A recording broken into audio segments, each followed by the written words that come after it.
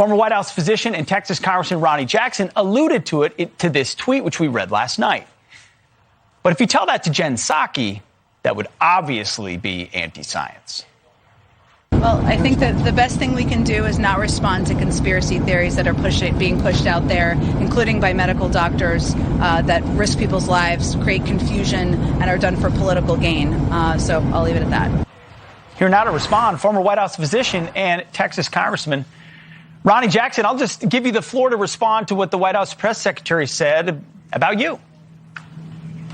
Well, Pete, I'll tell you right now, this tells me one thing. The way that the liberal press and the mainstream media are coming after me right now and the far left on this, it tells me a couple things. It tells me, one, I hit a nerve. It tells me I'm over the target, and there's something to what I'm saying. And what I'm saying is, if this is supposed to be driven by the science and nothing but the science, where is the science that's dictating what's going on right now with this Omicron variant? We already know a little bit about it, and what we know about it's pretty reassuring. It looks like it's not going to be that big a deal. Yet they're spinning this thing up like crazy. What's the motivation here? Well, number one, I think there's a political motivation. I mean, they're looking at the poll numbers that have been plummeting like crazy over the last few months, and they're getting desperate right now. This unsolicited mail-in balloting worked so well for them in the last election. They need to come up with a reason to be able to do this again. They need to keep the fear level at a certain point so that they can justify this. They've beaten people into submission over the last year and a half, and they need to maintain that. They cannot let us get up off our knees. They need us to do what they say.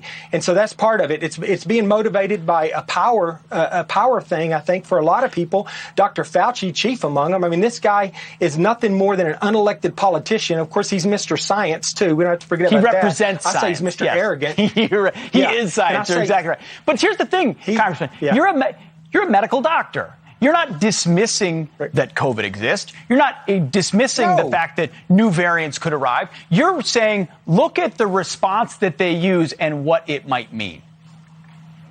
Exactly. I'm not anti-science. I'm not anti-vaccine. I got the vaccine, for crying out loud. And I think that people that are older, that are at risk, should get the vaccine. But what's the motivation here? This doesn't make any sense. And I think the timing has something to do with it, quite honestly. And let's be honest, the third motivation I was going to mention, well, there's a financial motivation here for Big Pharma, too. So I think that's part of it as well. So I don't know exactly what's going on here, Pete, but I'll tell you, Dr. Fauci's pretty lucky right now. It's not called the Fauci virus, because there's a good chance that it will be called that in about a year and a half. He's got a lot of tough cover right now from the White House and from all the executive branch and everybody else, that the FBI and everybody that kind of runs that part of the executive branch. He's got top cover right now. But when we get the House back in 2022, he's going to have to answer some questions about what happened. He's going to have to answer what his role was in this. And I think he's not going to like what we find out. Especially because he's still peddling the wet market theory. And you mentioned the financial motive. I mean, why else would you not talk about natural immunity